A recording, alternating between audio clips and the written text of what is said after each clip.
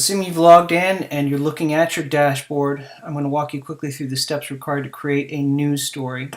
The steps for both Adventist news and world news are essentially the same, so we're going to start with an Adventist news example. So we'll click on the Manage Adventist News tab, click on Create New Story.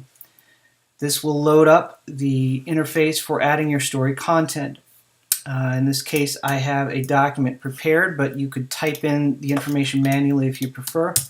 I'm going to select this content, copy it, return to my browser, paste this into my content window, get rid of the type I don't need. I'm going to grab my story title, paste this into the story title field, grab my subtitle, paste that into the summary field. I'm going to get rid of the extra space.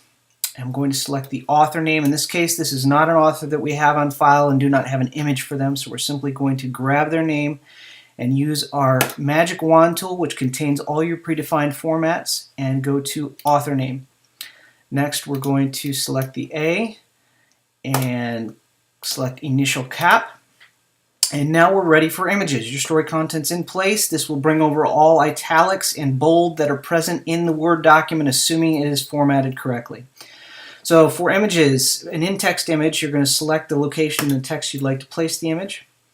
Click on the image tool, and here you can drag and drop a file directly into this field, or click the browse window, or browse button, excuse me, and then select your image. Now in this case, you'll notice my image is 400 by 300 pixels.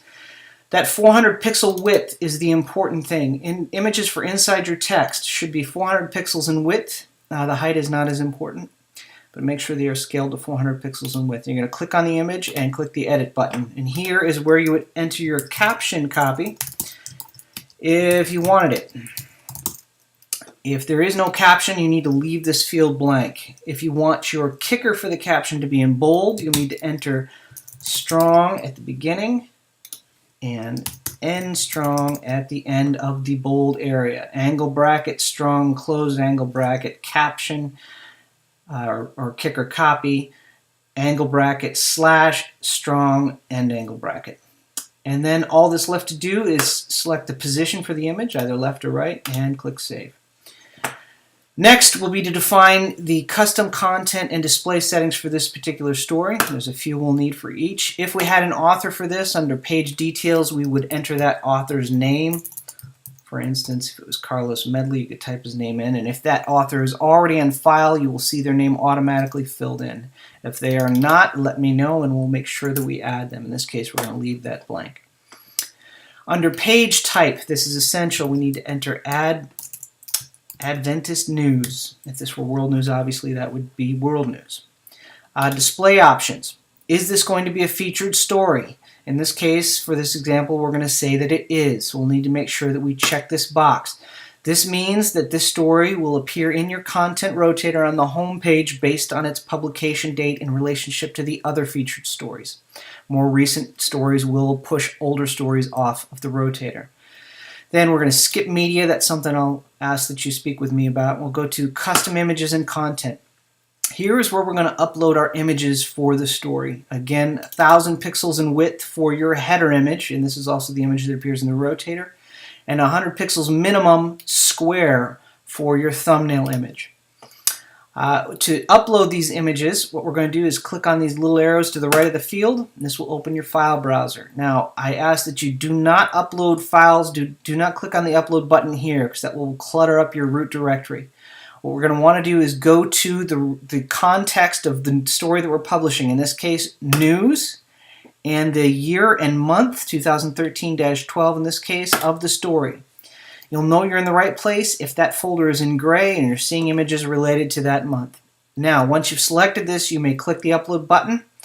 Only if this is grayed out, that means that that's the selected folder, or you can right-click on the folder itself and select Upload Files. And here, you would, in this modal window, you're going to click the Add button, navigate to the location on your hard drive where these images are, and select the image. In this case, I'm selecting a header image, or a thumbnail image, I guess, and click Open. If you want to add an additional image, click that Add button again, and I'll go ahead and select the header here as well, and then you would click Upload, and you'll see it uploads and says OK when it's done, and then you're going to close this. Now in this case again I am selecting my thumbnail image, or at least that's what I recall, so I'm going to navigate to where that thumbnail image is located, and you could double click on it or select it and click OK. Oh, I guess that was my header image, my apologies. So let's go back very quickly and select that header image. And same process for the thumbnail image. Again, it's going to load up in your root directory. You're going to go to News. You're going to go to 2013-12 or whatever year and month it happens to be. Locate the image you've uploaded and select it. And our images are now in place. We have defined this as a feature story. We have left the author field blank since there is not an author on file for this. We've defined the page type. Now the only other step you would take in this case, if this were a world news story, is under display options. You want to make sure you include that world news disclaimer. And that's it. So again, title is in place, summary is in place. We've formatted our author name if there is one in text. We've added our drop cap. We've inserted an image. We've defined our page details. We've defined our display options, in this case making sure this is a featured story, and we have uploaded our images. At this point you could save this story, but before we do that, let's take a quick look at our publishing options. You can simply select Published, in which case when you save the story, this Published On field will be automatically filled in with the current date and time. Or if you want to publish the story in the future, you would put a date within Published Date, and if you wanted to unpublish the story in the future, you would put a date within Unpublished Date. To add a date, all you simply need to do is click on this little calendar icon and select the date here. And once this is done, you save your story, and it will automatically appear within the list of your Adventist News stories here. Now, I did not save that story since it was just an example. Now, it's likely you'll want to preview your story before you publish it. In this case, you'll see that since these are already showing as posted, these are published stories. But let's say you have not published your story. You'll see it show up here in the list as unpublished, and you'll see this URL when published. Now, this is important if you're sending a link to the story to someone else prior to the story being published. In most cases, you could simply view your story, select this URL, and that is the live URL of the story. But if you have not published the story, you'll notice if I view one of these unpublished stories, it's missing the church news indication here. So make sure if you're sending a story to someone else prior to it being published that you use this URL when published string.